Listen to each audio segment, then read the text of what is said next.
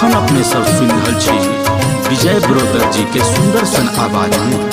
जय मां हे शारदे मां, जय मां हे शारदे मां। ज्ञान दै छी माँ हमरो तू ज्ञान गे, ज्ञान दै छी माँ हमरो तू ज्ञान गे। तोरे कृपा से चलो, तोरे कृपा से चलो दुनिया जहान गे। ज्ञान दै छी माँ हमरो तू ज्ञान गे।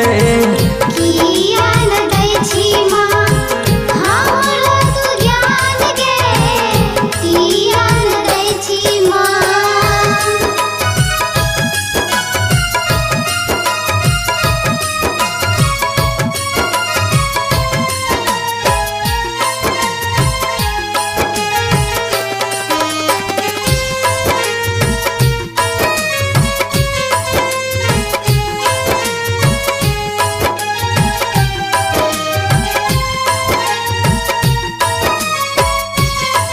Mahamaya music presents.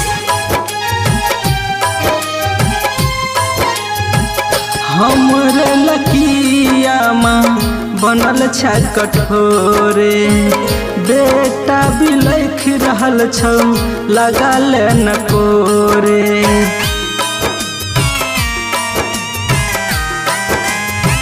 हमरे लकिया माँ बनल छ कठोरे, बेटा भी लिख रहल छौ लगा ले न कोरे। हाथ जोड़ के माँ करै छियो विनती, हाथ जोड़ के माँ करै छियो विनती।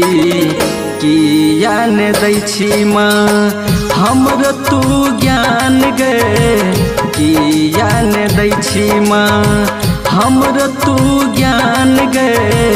तोरे कृपा से चलो, तोरे कृपा से चलो दुनिया जहान गे। ज्ञान दै छी माँ तू हमरो ज्ञान गे।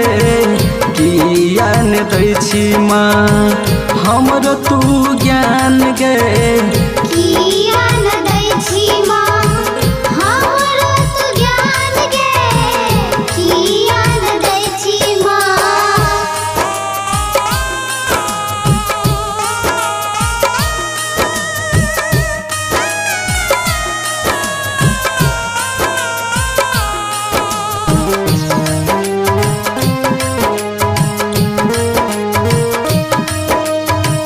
अभी आप सुन रहे हैं महामाया रिकॉर्डिंग स्टूडियो की शानदार प्रस्तुति। जय मां हे शारदे मां, जय मां हे शारदे मां। फूल के डाली लके एलो दुआरे, ज्ञान के दिया जरा के हमरो उबारे।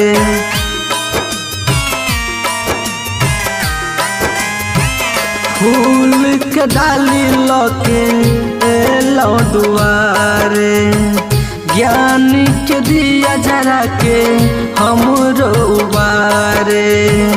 एक बेर मांगे नजर कान खोले, एक बेर मांगे नजर कान खोले। ज्ञान दै छी माँ हमरो तू ज्ञान गे। ज्ञान दै छी माँ हमरो तू ज्ञान गे।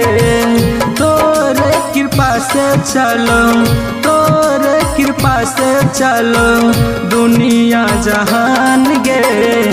ज्ञान दै छी माँ तू हमरो ज्ञान गे। ज्ञान दै छी माँ हमरो तू ज्ञान गे।